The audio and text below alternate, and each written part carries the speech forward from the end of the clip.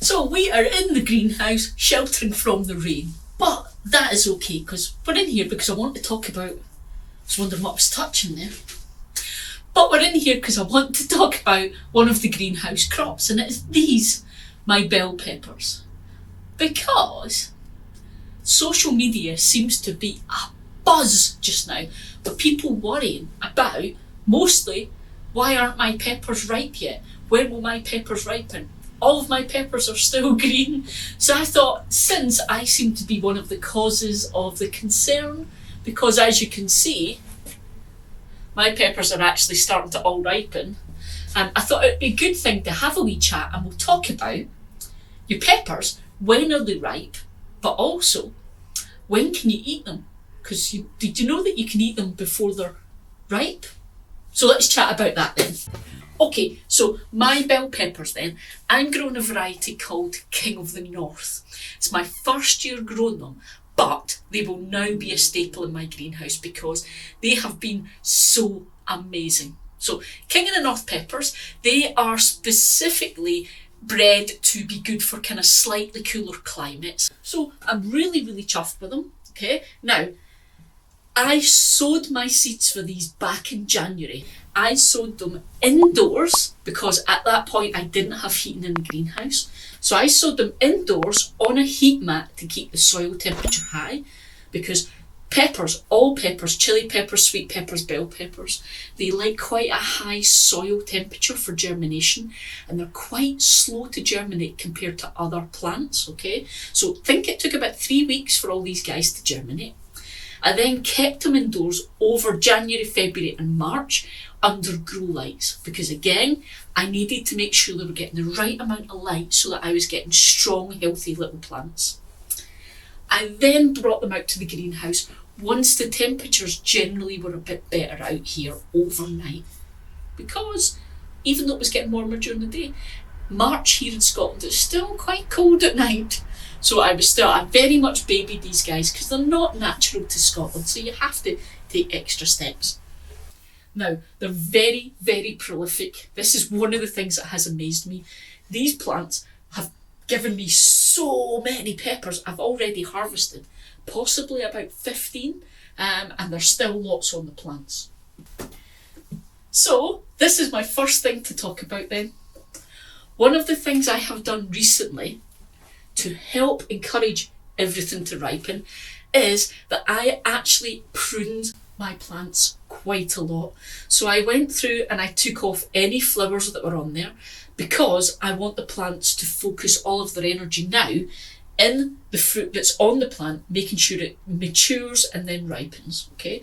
So I took off all of the flowers, I trimmed a lot of the unnecessary foliage that was covering the peppers, and this sounds a bit harsh, but it helps. I decided on all of the fruit that was on there, do I want it all, or is it actually sapping energy? So I actually took off a lot of the much, much smaller fruit, or the fruit that was just forming, so that the plants now can really focus on what's on the plant, because it takes a lot of energy to grow and then ripen that fruit. So I'm trying to give the plant the opportunity to put all of that energy into the fruit that's on there. Now, the next thing then, I said the word mature. Ripe and mature. Okie dokies. So it's one of these things, when you read the seed packets and the catalogues, you might see something like, this variety of pepper takes 65 days to maturity. Okay, now be aware, that is not 65 days till you get a ripe pepper. A mature pepper and a ripe pepper are different stages, okay? And that, I think, is quite an important thing, because if you're waiting on all your peppers being ripe before you eat them, you're going to be waiting a little while. But if you harvest them when they're mature, you can eat them when they're mature. It's just that the flavours change over the time from mature to ripe. So, what does mature actually mean? Well, one of the things you will notice as your peppers are growing, and when they get to this really firm, glossy green stage, you'll start to see little markings on the outside on the skin. It's like little striations, little kind of light coloured lines, okay? For you ladies out there, if I say it looks like stretch marks, you'll know exactly what I mean. Because essentially that's what it is. It's stretch marks or stress marks on the outside skin, because that's all toughening up as that pepper grows. And that gives you a hint that that pepper has reached maturity. Okay, so you can eat it. Now, the thing is, when you eat them, when they're green and mature like that, they are a little bit more bitter in flavour than a red, ripe, or red, or whatever colour it is, ripe fruit. So there's a flavour difference to be aware of. You said red or whatever colour it is, Eli. Yes, I did, because here is a big thing, and I'm going to hold my hand up and say I have maybe perpetuated this myth.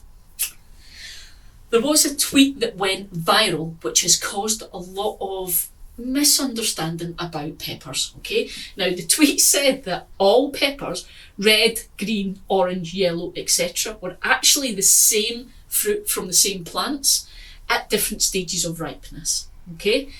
Now, unfortunately, it got picked up by lots of the big information sort of sources, including one that I would always consider to be really reliable, which was the BBC. So it's just perpetuated this myth, which is why I think I've probably said it, because I've saw it on the BBC. But it is not true. Fake news, people! Actually, some pepper plants will produce peppers which go through the different colours to the stages of ripeness. If I'm right, I think my California Wonder did that, where you'll see green peppers change colour as they get ripe, and they'll go through a sort of orangey phase as they become red. It is not true for all peppers, okay? Now, I have done a bit of research. I cannot find a pepper variety that is green when it's ripe, okay? There may be one, but I haven't been able to find one.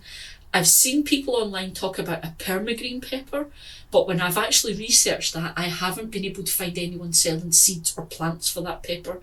So I'm going to say I'm not 100% certain if that's actually a real thing or not. However, you will find lots of peppers that when ripe are red, and you'll see this one here is starting to turn. It's going from the green to the red. You will see peppers that when ripe, they are kind of oranges and yellows, or even purples, or some are black, okay? So don't just assume that you have to wait on a pepper being red. It's much better to know your variety and know what the final colour should be when it's ripe. So for all those people who have been worried about why aren't my peppers ripe and the panic, it's okay. The way it works then, your plant gets to maturity, or your peppers get to maturity, okay? It is then to do with the heat on how quickly they will actually ripen. So your bell peppers, okay, they like nice warm temperatures, so 21 to 29 C is the ideal temperature range for these guys. And it needs those temperatures to ripen, so it needs to stay up in those high temperatures over the entire time for it to ripen. But yeah, so those temperatures are important. So that's why I have cut off a lot of the excess foliage, because I want to let the sunlight in, because the sunlight touching the skin of the peppers helps make them all warm and nice and lovely and cosy, like a wee blanket. So I have topped my plants. What that means is, when the plants were small, when they were about 4 to 6 inches tall, I took the growing tip out so that the plant would then concentrate on side shoots and make a bushier plant to hopefully give me more opportunity for the plant to develop fruit. Okay, but also, as the plants have been grown, I have been keeping an eye on the amount of foliage versus fruit, flowers, etc. And every so often I've been making sure to give it a prune to let the light and air get around the plant to help with pests and disease.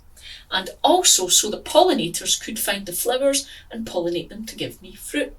Now, with all plants, you don't want to go mad when you prune back foliage, because foliage is important. It's how the plant photosynthesizes the light. So make sure you never take off more than a third of foliage at any time. Lastly, support. These plants need a lot of support because they're so laden with fruit. One last thing I get asked a lot, the whole thing with ripening. A lot of folk have asked about, should they take the green peppers off the plant and bring them indoors to ripen them? Now, Yes, heat does ripen them, so that would be awesome. However, it takes weeks for a pepper to ripen after maturity. So I would say it's probably best to wait until the pepper is starting to turn before you take them off the plant and take them inside, if you're getting to the end of your season and that's what you want to do. For me just now, they will still ripen out here on the plant. There is time for that, so I'm going to leave them in place to ripen as nature intended them to do so. But towards the end of the season, when you're struggling for those temperatures, then yes. If they're starting to turn but you're worried there's not enough time, you can take them off the plant and put them on a sunny windowsill in the house to help them ripen that way.